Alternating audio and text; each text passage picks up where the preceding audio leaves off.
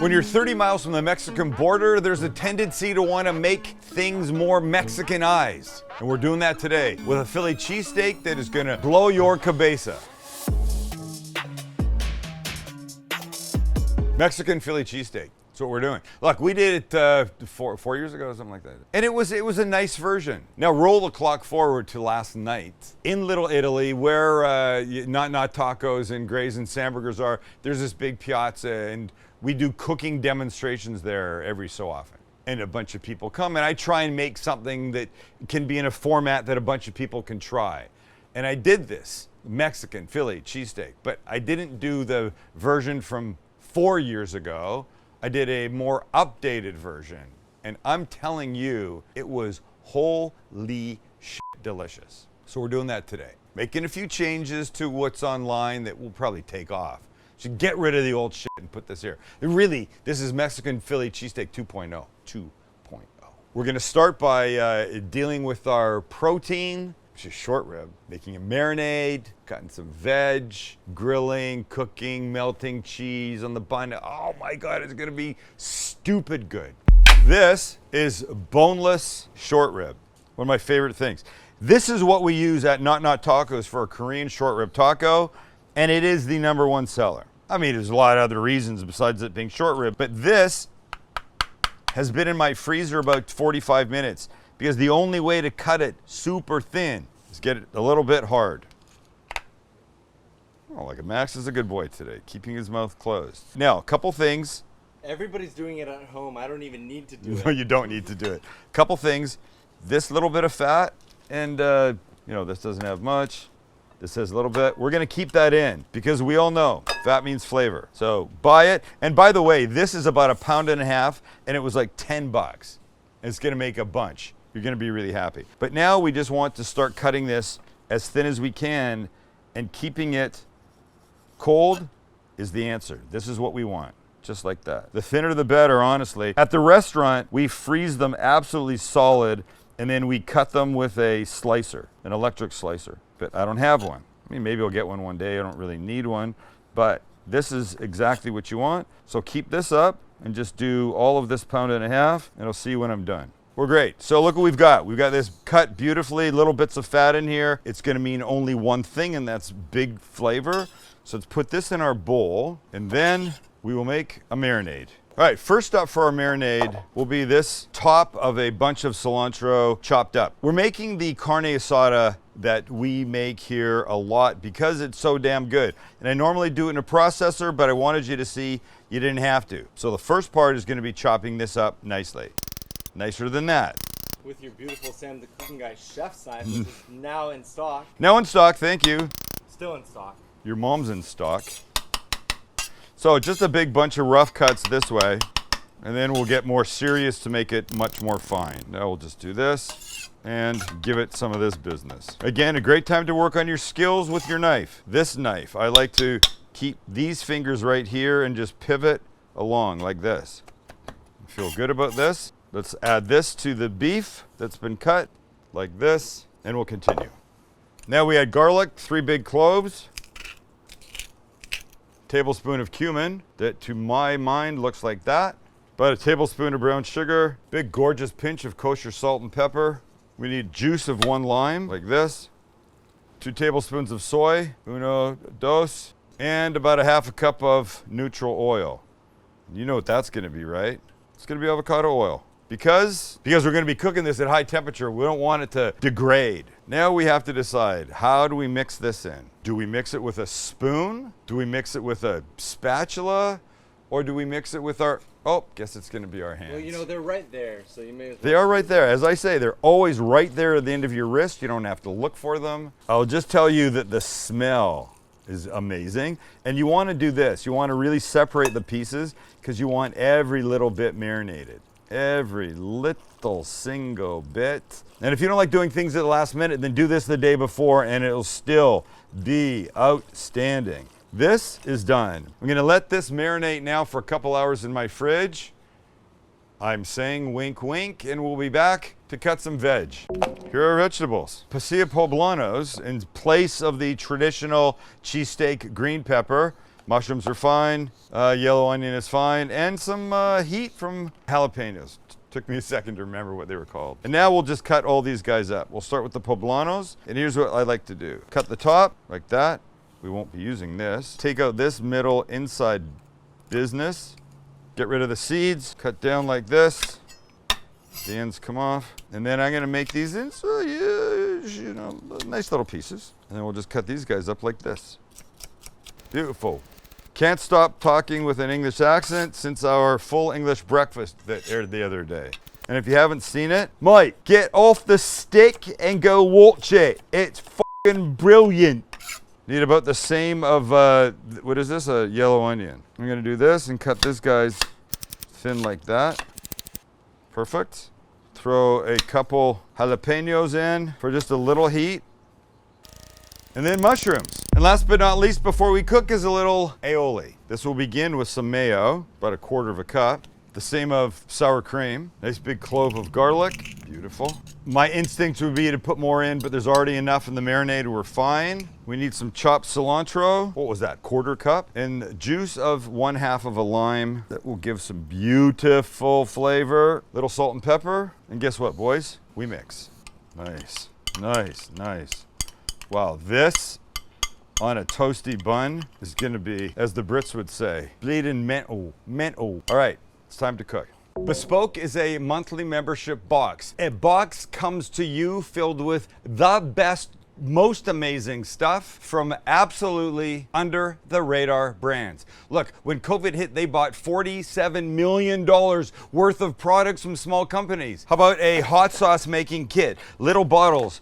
You get these things that you toast and then you mix, and you've got a funnel and a molcajete to mix everything.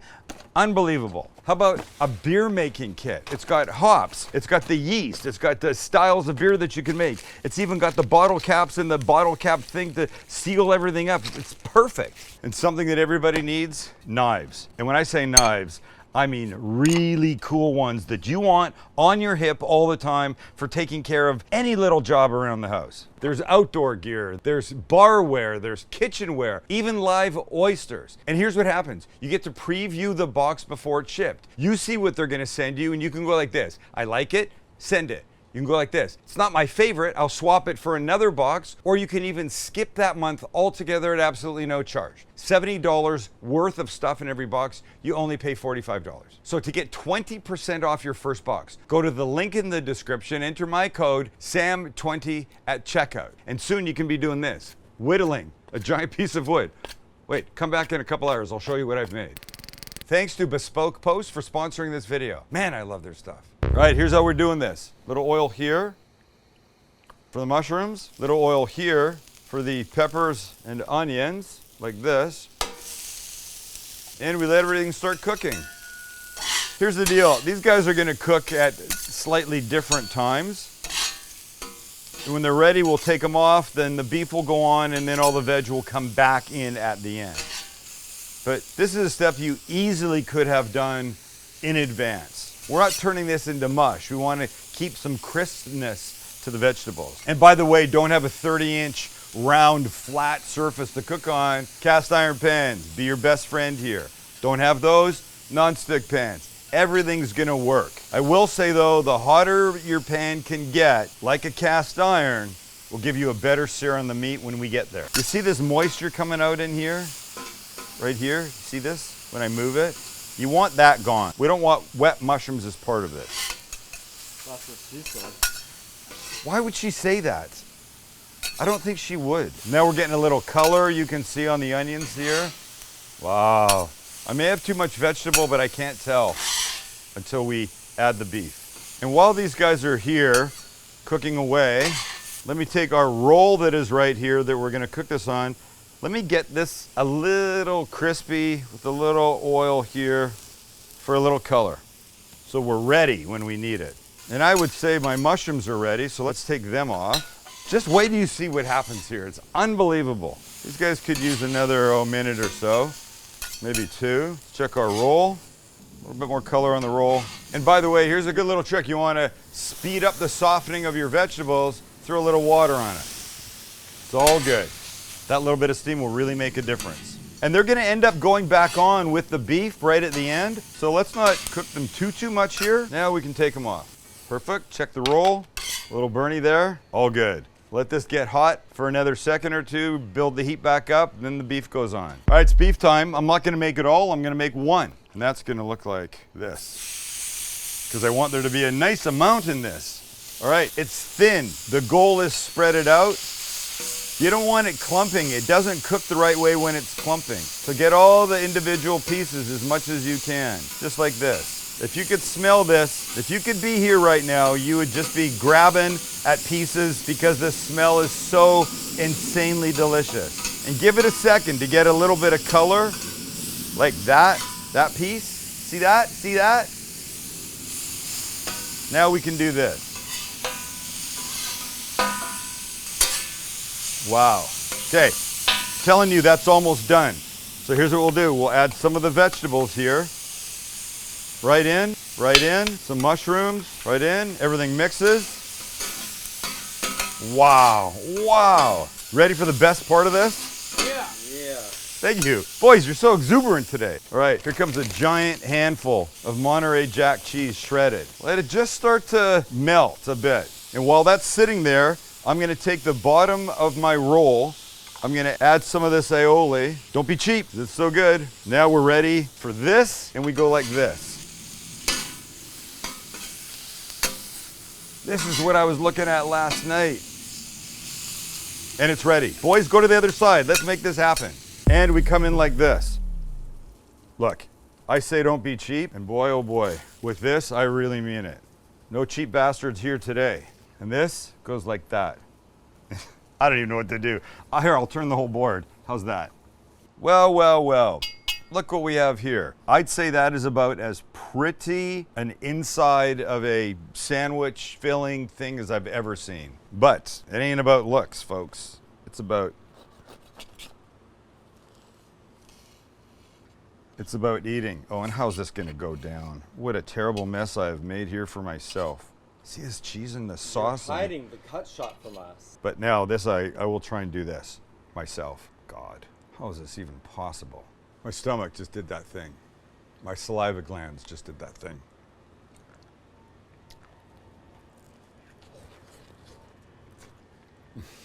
Best thing ever. Get the meat a little frozen, cut it thin. This meat cooked in about a minute. The vegetables actually took longer than the meat. Then throwing it together, lots of cheese. And you get this. You get this ooey gooey, most delicious thing maybe ever. Thanks for spending time with us. That's a nice thing to say, right?